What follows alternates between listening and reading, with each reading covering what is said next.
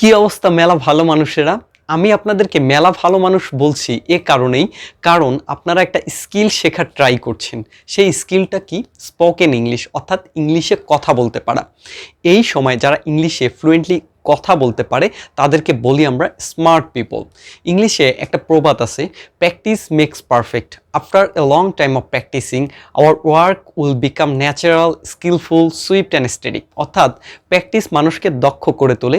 After a long time of practicing, অনেক সময় ধরে প্র্যাকটিস করার পরে আমাদের কাজগুলো কি হয়? স্বাভাবিক হয়, দক্ষ হয়, দ্রুত হয় এবং স্থির হয়। তেমনিভাবে আমরা বর্তমান সময় ইংলিশে কথা বলতে পারছি না, অর্থাৎ একটা লাইনই বলতে পারছি না। যখন আমরা প্র্যাকটিস করব, অনেক বেশি প্র্যাকটিস করব, আমাদের কাজটাকে প্র্যাকটিসিং কাজটাকে এক্সটেন্ড করব, তখনই আমরা ইংরেজিতে ফ্লুয়েন্টলি কথা বলতে পারবো। সুতরাং আমাদেরকে লেগে থাকতে হবে। আর আমি আপনাদের জন্য প্রতিনিয়ত আপনাদের ইংলিশ শেখার এই জার্নিটাতে প্রতিনিয়ত সহযোগিতা করার জন্য ছোট থেকে, অর্থাৎ খুঁটিনাটি ইংলিশের কোথায় থেকে শুরু করতে হবে, কোন টপিক পড়তে হবে, কোন টপিকে কতটা ক্লাস লাগবে, এ বিষয়ে আমি বিস্তারিত জানানোর ট্রাই করব। অর্থাৎ ইংলিশের নাড়িভুড়ি, স্পোকেন ইংলিশের নাড়িভুড়ি সব কিছু একটা প্লেলিস্ট করে আমি প্রতিনিয়ত আপলোড করব। কিন্তু আমি শুধু ভিডিওই আপলোড করব, আপনারা দেখবেন না, প্র্যাকটিস করবেন না, তাহলে আমি এই যে ক্লাস নেয়া, এই প্র্যাকটিস ইংলিশ কিভাবে শুরু করবেন কথা বলা, এটা আমি অফ করে দেব, দিয়ে ইংলিশে কিভাবে ট্রিক্স অ্যান্ড টিপস এ বিষয়ক ভিডিও বানাবো। সুতরাং আপনারা যখন ক্লাস করবেন, আপনারা খাতা কলম কিংবা নোটস নিয়ে বসবেন, নোটস করবেন, এবং আমি যে অ্যাক্টিভিটিগুলো দিব সেগুলো আপনারা প্র্যাকটিস করবেন, পেয়ার প্র্যাকটিস করবেন, কিংবা সবসময় এগুলো নিয়ে থিঙ্ক করতে হবে। তাহলেই হয়তোবা ইফেক্টিভ হবে, আমার ক্লাস নেওয়াটা ইফেক্টিভ হবে, আপনার শেখাটা ইফেক্টিভ হবে। সুতরাং আমি রেগুলার ভিডিও আপলোড করব, আপনারা অবশ্যই খাতা কলম নিয়ে বসবেন এবং আপনাদেরকে ফিডব্যাক জানাবেন। আমার চ্যানেলের যে কমেন্ট বক্স আছে, কমেন্ট বক্সে আপনারা ফিডব্যাকটা জানাবেন যে ক্লাসের ল্যাকিংস কিংবা আরও কিভাবে ক্লাসটাকে ইফেক্টিভ করা যায়। আপনাদের যখন রেসপন্স পাবো তখনই আমি এটা রেগুলার ভিডিওটা করার ট্রাই করব। সুতরাং আমরা আজকে শিখব ইংলিশ শেখার জন্য কয়েকটা টপিক খুবই ইম্পর্টেন্ট। একটা হচ্ছে tense, subject verb agreement, gender, number, modal auxiliary verb, right form of verb, এগুলো লাগে। তার মধ্যে সবথেকে ইম্পর্টেন্ট হচ্ছে ভার্ব। একটা ভিডিওতে আমি বলেছি verb is the soul of any sentence, অর্থাৎ সেন্টেন্স মেক করতে গেলে আপনাকে অবশ্যই ভার্ব লাগে, আর ভার্ব শিখতে গেলে আপনাকে টেন্স অবশ্যই শিখতে হবে। ছোটবেলা থেকে আমরা টেন্স অনেক শিখেছি। টেন্স হচ্ছে এই যে টেন্স তিন প্রকার। একটা হচ্ছে প্রেজেন্ট টেন্স, এই যে আমি লিখলাম প্রেজেন্ট টেন্স, আর এটা হচ্ছে পাস্ট টেন্স, আর এটা হচ্ছে ফিউচার টেন্স। ওকে, ফিউচার টেন্স। ওকে, তাহলে আমরা কি টেন্স যে আছে তিন প্রকার, এই টেন্সের আবার প্রকারভেদ আছে 4 অর্থাৎ টোটাল 12টা। আমরা 12টা শিখতে হবে না, আমরা কি করব, বর্তমান, অতীত এবং ফিউচার অর্থাৎ ভবিষ্যৎ, 6টা টেন্সের মাধ্যমে আমরা জানার ট্রাই করব। শুরুতে আমরা যে টেন্সটা নিয়ে আলোচনা করব সেই টেন্সটার নাম হচ্ছে প্রেজেন্ট ইনডিফিনিট টেন্স, বা অল্টারনেটিভ উই ক্যান সেই দ্যাট সিম্পল প্রেজেন্ট টেন্স। ওকে, আমরা যখন টেন্স শিখব, আমরা শিখেছি শুধুমাত্র স্ট্রাকচার, অর্থাৎ পজিটিভ একটা স্ট্রাকচার। কি পড়েছি?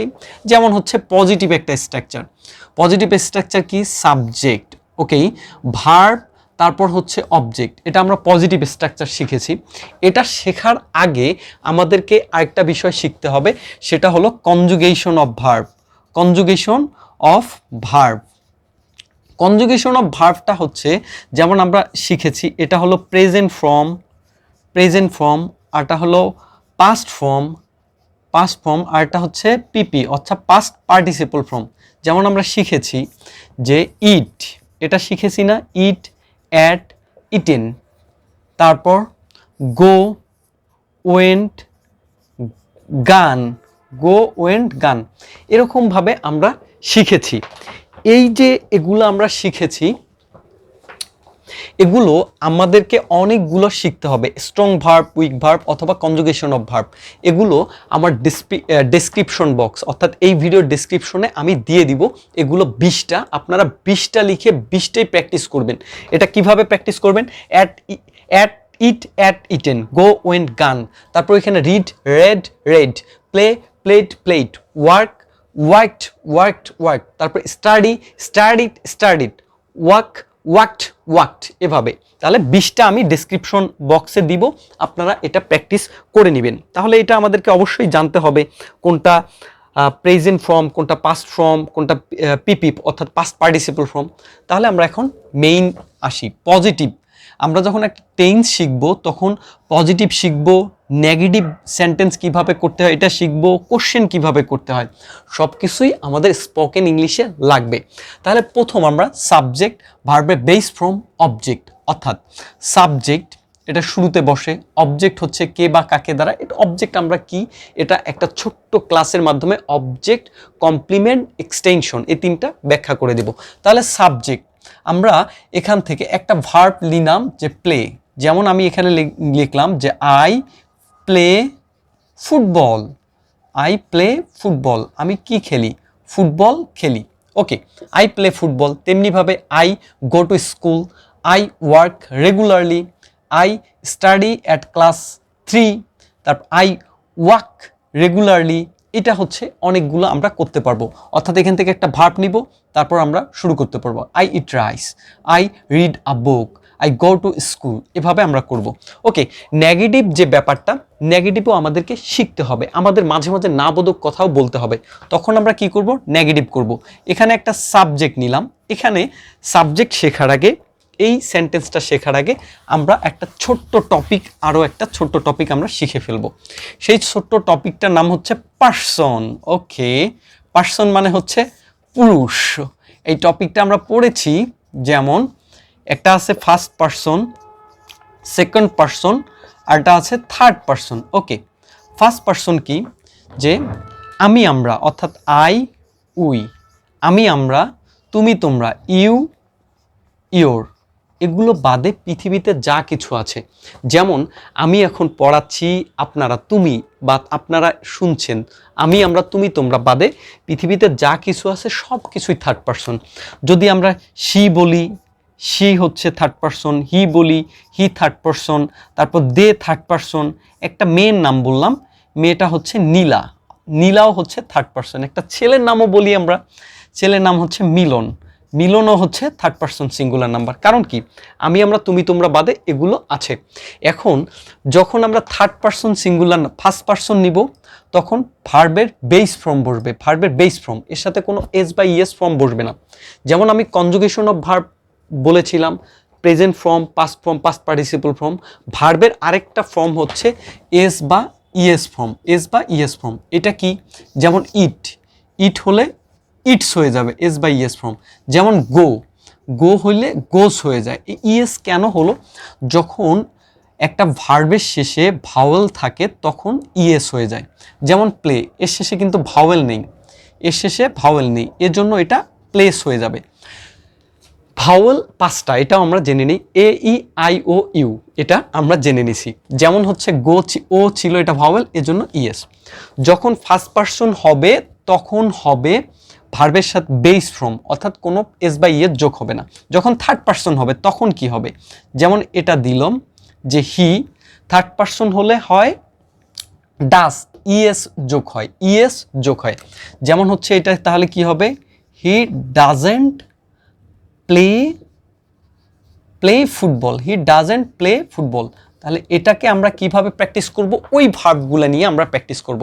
হি doesn't eat rice, he doesn't read a book, he doesn't go to school, he doesn't work regularly, he doesn't study regularly, he doesn't walk regularly. Okay, আশা করি বুঝতে পেরেছেন। অর্থাৎ যখন থার্ড পার্সন সিঙ্গুলার নাম্বার হবে তখন এই ডাজেন্ট হবে, তখন আমরা ডন্ট ব্যবহার করতে পারবো না। লাস্ট ওয়ান, আমাদেরকে কোশ্চেন করাও শিখতে হবে, কোশ্চেন করা শিখতে হবে। যেমন এইখানেও সেম কথাটাই থাকবে, যখন থার্ড পার্সন থাকবে, যখন থার্ড পার্সন থাকবে তখন হবে আমাদেরকে ডাস নিয়ে আসতে হবে। কি নিয়ে আসতে হবে, ডাস। আমরা কোশ্চেন করা শিখি। ওকে, কোশ্চেন করা আমরা শিখতে গেলে, যেমন এটা দিলাম যে do you, do you, you হচ্ছে second person, do you play do you play football, do you play football. তাহলে এটা আমরা কোশ্চেন করা শিখে গেলাম। যখন ওইখান থেকে একটা ভার্ব নেই, ডু ইউ ইট রাইস, তুমি কি ভাত খাও? ডু ইউ রিড রেগুলারলি, তুমি কি নিয়মিত পড়ালেখা করো? ডু ইউ প্লে ক্রিকেট, তুমি কি ক্রিকেট খেলো? ডু ইউ ওয়ার্ক রেগুলারলি, এটা আমরা করতে পারি। Okay, do you study regularly, do you work regularly, এভাবে আমরা প্র্যাকটিস করতে পারবো। অর্থাৎ এই যে কোশ্চেন, এটারও আমরা নেগেটিভ করে ফেলতে পারবো। নেগেটিভ করার জন্য কি করব? নেগেটিভ করার জন্য আমাদের হচ্ছে ডাজেন্ট অবলিক হচ্ছে ডন্ট আমরা করব, তারপরে একটা সাবজেক্ট যোগ করব এবং ভার্বের বেস ফর্মটা যোগ করব। অর্থাৎ যখন ডাজেন্ট অথবা ডন্ট আসবে তখন ভার্বের বেস ফর্ম বসবে। অর্থাৎ যেমন নেগেটিভ আমরা যখন করব, doesn't doesn't doesn't you play football, তুমি কি ফুটবল খেলা করো না, এভাবে আমরা প্র্যাকটিস করতে পারবো। অথবা ডাজেন্ট ইউ ইট রাইস, তুমি কি ভাত খাও না, এভাবে আমরা সবসময় প্র্যাকটিস করতে পারবো। তাহলে আমাদের এই যে ভার্বগুলো আছে, এই ভার্বগুলো ছাড়াও আমার যে চ্যানেলের ডেসক্রিপশন বক্সে, অর্থাৎ এই ভিডিও ডেসক্রিপশন বক্সে যে স্ট্রং ভার্ব অর্থাৎ কনজুগেশন ভার্ব 20টা দিব, এই 20টা দিয়ে আপনারা সবগুলো প্র্যাকটিস করবেন। অর্থাৎ কিভাবে জোরে জোরে প্র্যাকটিস করবেন, আই প্লে ফুটবল, আমি ফুটবল খেলা করি। আই ইট রাইস, আমি ভাত খাই। তেমনিভাবে নেগেটিভ দিয়ে কিভাবে করবেন, he doesn't play football, he doesn't eat rice, এভাবে প্র্যাকটিস করতেই থাকবেন। অ্যাক্টিভিটি কি থাকবে? অ্যাক্টিভিটি হচ্ছে আমাদের যে ডেইলি রুটিন আছে, অর্থাৎ ডেইলি রুটিন, এগুলোতে আমরা অনেকগুলো কাজ করি। যেমন আমরা ভাত খাই, এই যে সবগুলো 4টা করে সেন্টেন্স,